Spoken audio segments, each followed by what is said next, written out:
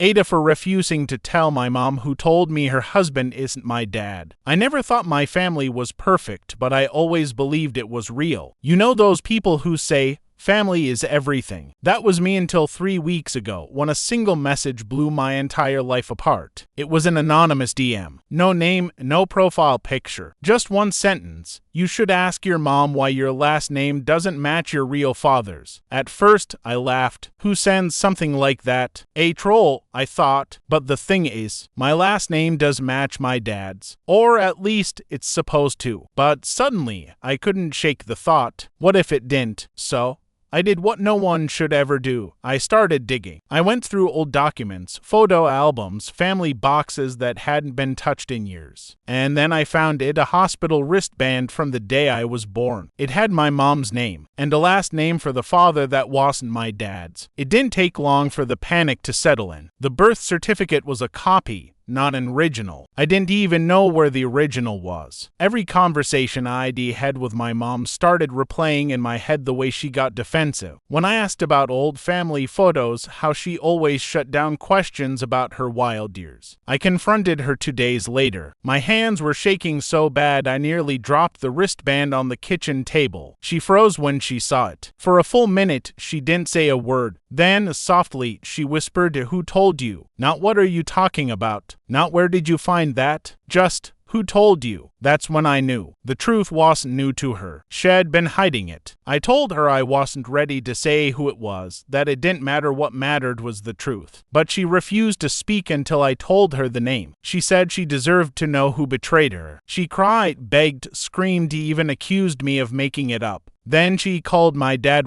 her husband, and told him that someone had poisoned me against the family. That night, I left the house. Since then, she's been calling nonstop, demanding that I tell her who told me. My aunt texted me saying I've destroyed the family peace and that I'm cruel for keeping secrets. But here's the thing.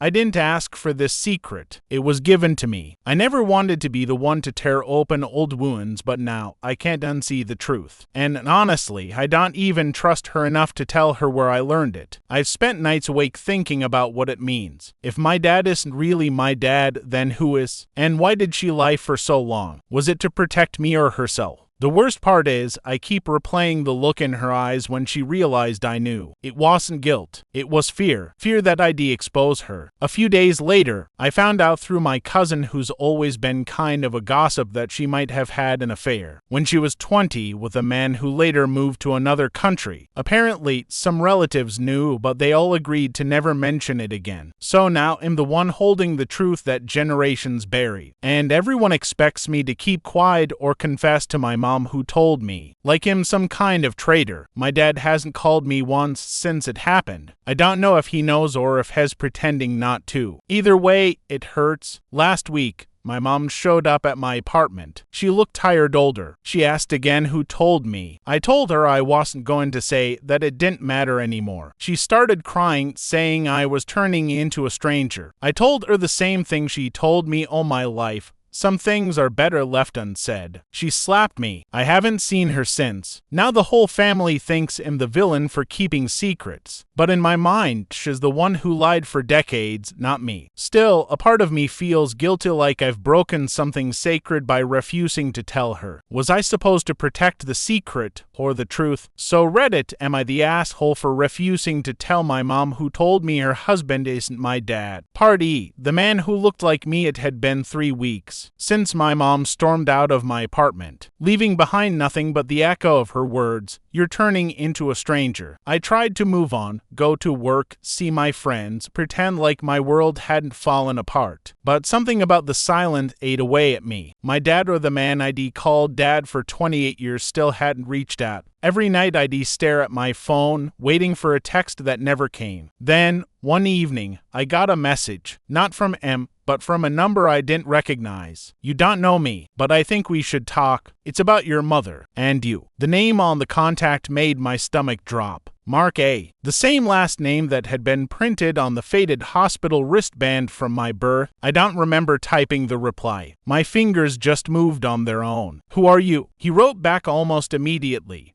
Your mother and I knew each other a long time ago. I've tried to stay away, but I heard you found out. I sat there, my phone trembling in my hands. Heard? From who? My mom? Someone else in the family. Why now? I typed. Because your mom called me last week. She said you know everything. That was it. The air left my lungs. So she did know. She'd contacted him. Maybe to warn him. Maybe to tell him to stay away. But he didn't. We met 2 days later at a small coffee shop downtown. The moment he walked in, I understood why the truth had always been so hard to hide. He looked like me. The same brown eyes. The same way of running a hand through his hair when nervous. Even the same small scar near his chin. The one my mom always said I got from falling as a toddler. We sat across from each other, the silence so heavy it felt like the air could shatter. I don't expect you to forgive your mother, he said finally. His voice was calm, measured, but there was guilt in it. She made choices we both did. I thought your father, the man who raised you,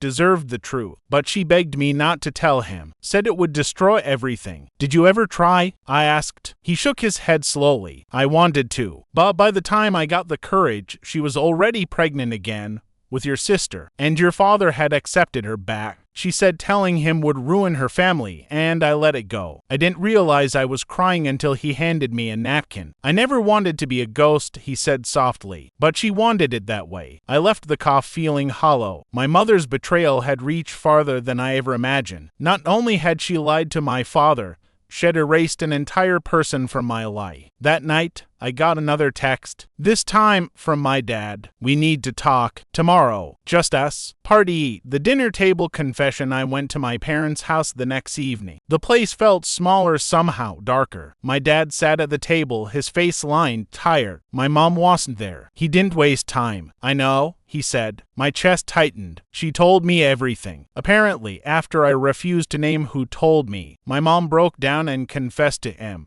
that I wasn't his biological son, that she'd cheated on him when they were newly married, that she thought I'd never find out. He said he'd packed a bag that night but couldn't bring himself to leave. I raised you, he said, his voice shaking. You're my son, but I can't pretend this doesn't change anything. I tried to speak, but nothing came out. He looked at me with tears in his eyes. Do you hate me for not knowing? That broke me. I shook my head. No. I just hate that she lied to both of us. We sat there in silence, two broken men bound by a lie neither of us created. He finally said, your mother's staying with her sister. She said you've become dangerous with secrets. Dangerous. That word burned. That night, I texted my mom for the first time in days.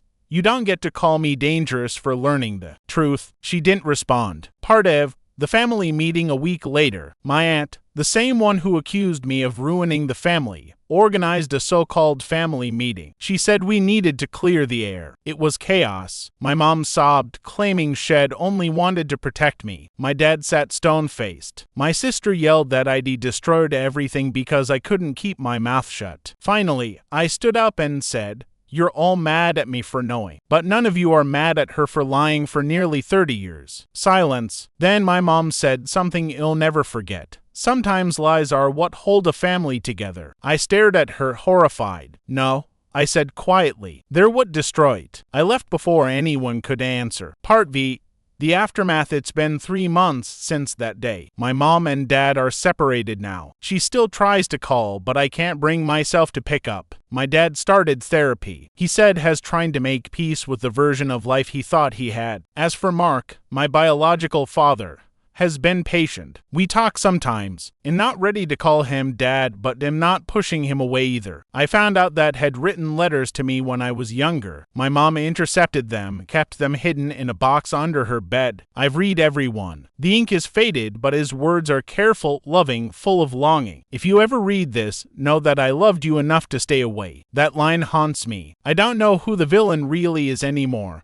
My mom for lying, or me for tearing open her secret. Maybe both. But what I do know is this. Sometimes betrayal doesn't come from strangers or enemies. It comes from the people who loved you enough to think you'd never find out. And when you finally do, there's no going back. Part VI.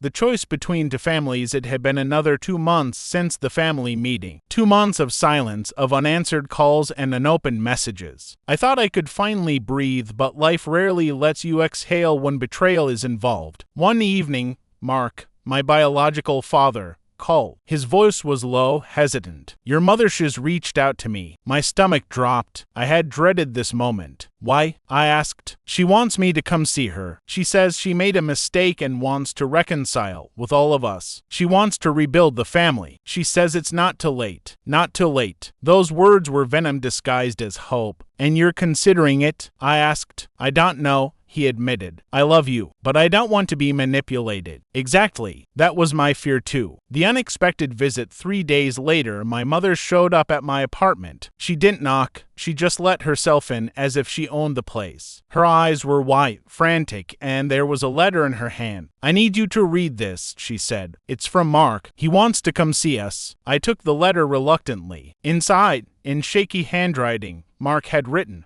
I don't know what your mother told you. I just want to meet you. I want to know my child. If she tries to manipulate this, I won't come. It's up to you. I stared at the words. The impossible choice stretched in front of me like a chasm. So you want me to manipulate him for you? I asked, voice low. She shook her head, tears welling up. No.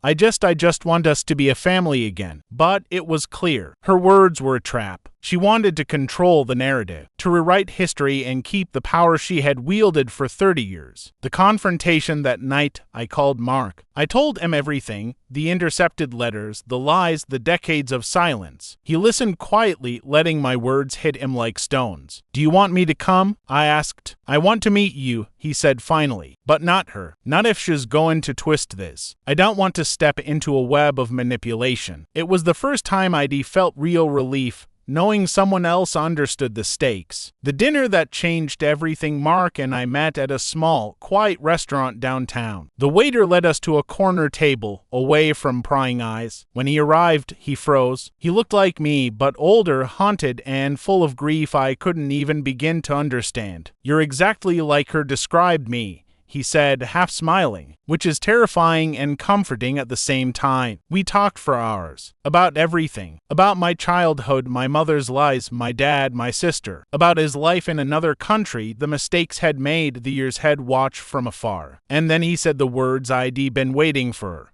I just want to know one thing. Do you trust me? I nodded. The trust felt strange, heavy, fragile, and terrifying, but I knew I had to give it. The mother's last attempt the next day. My mom texted me. Her message was desperate, pleading, manipulative all at once. I know you met him. I know you're making your own choices. But don't forget who raised you. Don't forget me. You're choosing a stranger over your family. I'm your mother. I deserve this. I stared at the message. My fingers hovered over the keyboard. Then I deleted it. I didn't reply. For the first time, I realized something important. My family wasn't defined by DNA or by years of living under the same roof. It was defined by trust, respect, and truth. And she had given me none of that. The decision I called Mark. I want you to be part of my life, I said. Not because I hate my mom, but because I want someone honest, someone real. And if she tries to manipulate us, we ignore her. He smiled, a real smile, the kind that makes your chest ache with hope. Deal, he said. For the first time in decades, I felt like I could breathe again. Free from lies, free from manipulation, free from the invisible chains of secrets. Some scars would never heal, but some wounds also teach you who deserves your love and who doesn't. And in that moment, I finally knew I had chosen right. Not for my mom, not for my dad, not even for Mark, but for me.